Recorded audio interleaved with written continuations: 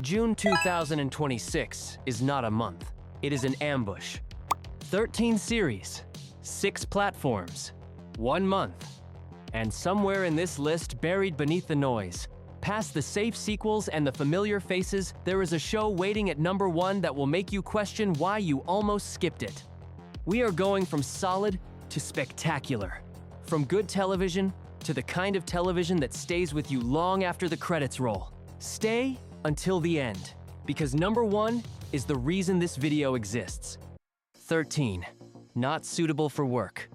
Picture 5 people in their mid-20s who have made a catastrophic mistake.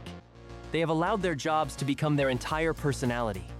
Set in the frantic, aspirational bubble of Murray Hill, Manhattan, this new Hulu comedy from creator Mindy Kaling drops us into a world where the group chat is therapy, the office hierarchy is gospel, and being seen working hard matters more than actually getting anything done. The writing leans into a generational truth, with surgical precision, the constant performance of ambition, the anxiety of visibility, the way young professionals confuse motion with meaning. The ensemble cast carries the material with the kind of naturalistic chemistry that makes the cringe moments land not as embarrassment, but as recognition. Every misguided decision, every oversharing moment, every passive-aggressive email thread feels uncomfortably real. This is the lightest entry on today's list by design. A warm, funny, enormously watchable comedy that knows exactly what it is. It is not trying to be prestige television. It is trying to make you laugh at yourself, and it succeeds. Think of it as the palate cleanser before the list gets serious. Because from here on out, the stakes go up with every single entry. 12. Alice and Steve. What happens when your best friend starts dating your adult daughter? Not hypothetically, not as a setup to a punchline. As a real, sustained, catastrophically uncomfortable situation that neither party has the emotional maturity to handle gracefully. That is the premise of this sharp, British-flavored comedy arriving on Hulu, and it is far more layered than its logline suggests. Nicola Walker brings her signature ability to play composure, cracking at the seams, while Jermaine Clement leans into the particular awkwardness of a man who genuinely does not understand why what he is doing is socially devastating. The dynamic between them is the engine of the series' 2 adults behaving like teenagers, surrounded by people who are quietly furious at them. The show earns its laughs not through setups and punchlines, but through the slow accumulation of social damage. What elevates this above-standard comedy is its willingness to sit in discomfort without resolving it cheaply. The friendship between the 2 leads is clearly genuine, which makes the betrayal of boundaries feel real rather than cartoonish. It is a rom-com in the truest sense, a story where nobody is exactly wrong, but everything is exactly right for disaster. Quietly, one of the more interesting comedic premises of the summer. 11. I Will Find You. A father sits in a prison cell, convicted of murdering his own son. Then, a single piece of evidence arrives, evidence suggesting his son might still be alive. From that moment, everything that follows is a race against time, against the system, against the people who built the lie that put him there. This is the latest Harlan Coben adaptation for Netflix, and it arrives with the full machinery of the streamer's high-concept thriller playbook firing on all cylinders. Sam Worthington leads with a physicality and desperation that the role demands, anchoring a narrative that moves fast and trusts its audience to keep up. Milo Ventimiglia and Brittany Oldford round out a cast that brings genuine emotional grounding to what could easily become pure plot mechanics. The direction keeps the pacing relentless flashbacks used not as exposition but as emotional landmines detonating at exactly the right moments. Where this sits in the Coben canon is slightly above average. The twist infrastructure is solid, the escalation is well managed, and the finale earns more than it borrows. It will not reinvent the wheel of the prestige thriller, but it will keep you watching past your bedtime and asking questions you thought you already had answers to. A reliable, satisfying entry in a genre Netflix has made entirely its own. 10. Life, Larry and the Pursuit of Unhappiness. Set against the backdrop of the 250th anniversary of the United States, this 7-episode sketch series gives Larry David and Jeff Schaffer the keys to the entire national mythology and lets them do what they do best. Find every pressure point, every contradiction, every sacred cow, and poke it until something uncomfortable and hilarious comes out. Produced by Higher Ground, the production company of Barack and Michelle Obama, this is a show with institutional credibility attached to genuinely anarchic comedic instincts. The format is pure sketch, but the connective tissue is Davidian philosophy, the idea that human beings are fundamentally petty, self-interested, and incapable of living up to their own stated ideals. Applied to American history, this becomes something genuinely sharp. The show does not mock the country so much as it interrogates the distance between the founding rhetoric and the lived reality, using the specific, pedantic, infuriating comedic voice that David has perfected over 3 decades. Actors from the Curb universe appear alongside high-profile guest stars, and the production values are considerably higher than standard sketch fare. This is not a show for everyone. It requires patience with David's particular brand of social friction, but when it connects with the force of something that has been building for 250 years. A bold, bizarre, genuinely original piece of television that deserves far more attention than it will likely receive. 9. Vampire Lestat. He was always the most dangerous thing in the room. Now he is the only thing in the room. Technically, the 3rd season of a celebrated gothic horror series, this chapter makes a radical structural decision. It surrenders the narrative entirely to the most theatrical, most volatile, most electrically watchable character in the mythology. What was once a story told about him is now a story told by him, and that difference changes everything about how the horror lands. Sam Reed's performance has been one of the great unsung achievements of prestige horror television, and this season gives him the canvas he deserves. The decision to frame this immortal figure as a rock star, a being of supernatural charisma performing his own legend for an audience that cannot possibly understand what they are looking at, is inspired. It collapses centuries of vampire mythology into something that feels contemporary, dangerous, and darkly funny in equal measure. The craft here is exceptional. Production design that blurs eras deliberately. A score that moves between chamber music and stadium rock without losing coherence. And a writer's room that understands that gothic horror works best when it is also, at its core, a love story with catastrophic consequences. For those who have followed this series, this is the season that justifies every hour invested. For newcomers, it is a stunning entry point into one of genre television's most ambitious ongoing projects. 8. The Witness. In 1992, Rachel Nichol was murdered on Wimbledon Common in broad daylight. Her 2-year-old son was found beside her, clinging to her body. The case became a media spectacle, a judicial catastrophe, and a defining moment in the failure of British criminal investigation. Most true crime dramas would make the investigation the center of gravity. This one makes a different, braver choice. It centers the aftermath, the grief, and the boy who was there. The approach is intimate in a way that genre television rarely attempts. Rather than treating the crime as a puzzle to be solved for audience satisfaction, this series treats it as a wound that does not close for the partner left behind, for the son who grows up carrying a memory he cannot fully process, and for a public that consumed the story without ever understanding its human cost.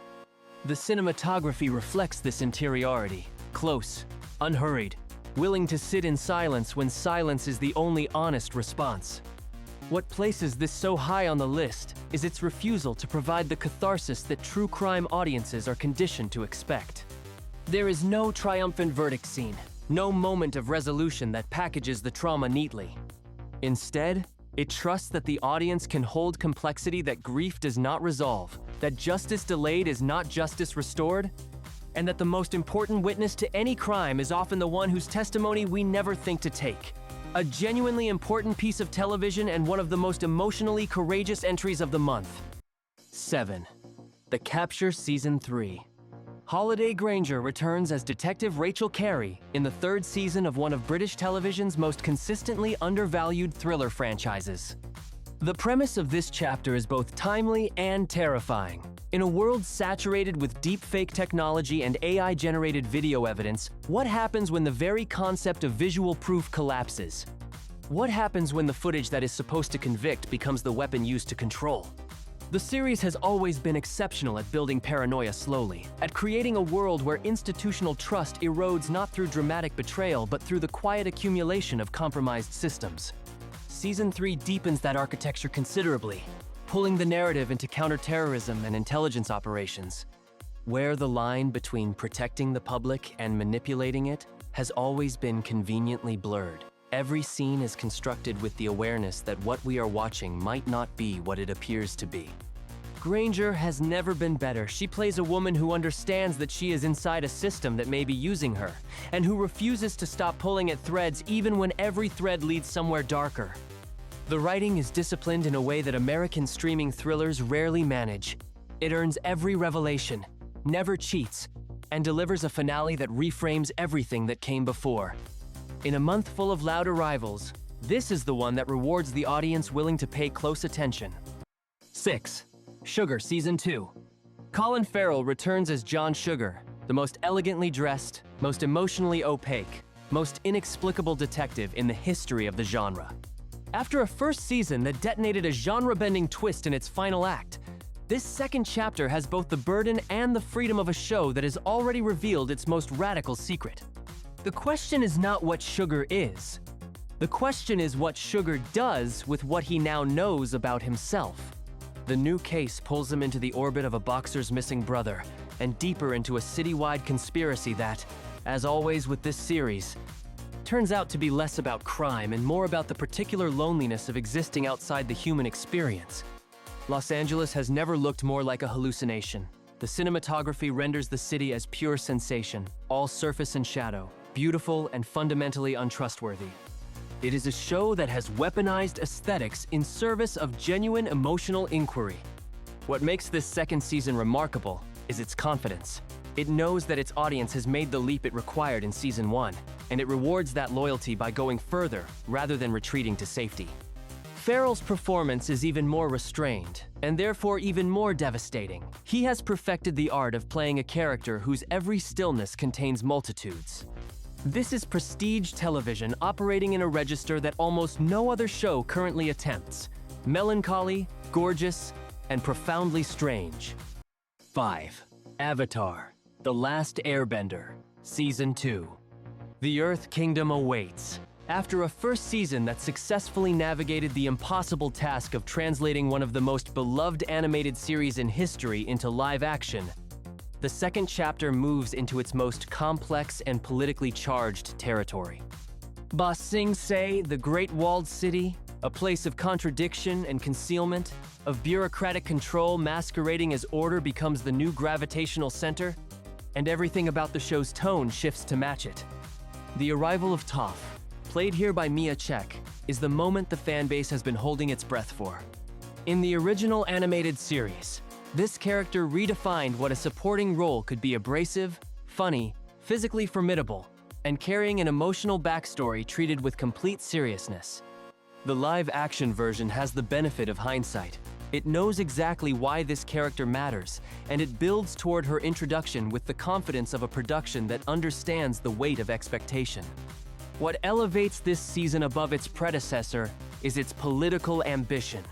Ba Sing Se is not merely a setting, it is a mirror. A city where truth is actively suppressed, where the walls that protect also imprison, where loyalty to institutions becomes indistinguishable from complicity in their failures. For a franchise built for younger audiences, this is remarkably sophisticated territory, handled with a maturity that suggests the creative team is making a show that children will grow up to, not a show that talks down to them. 4. The Agency. There are spy shows built on action, and then there is this.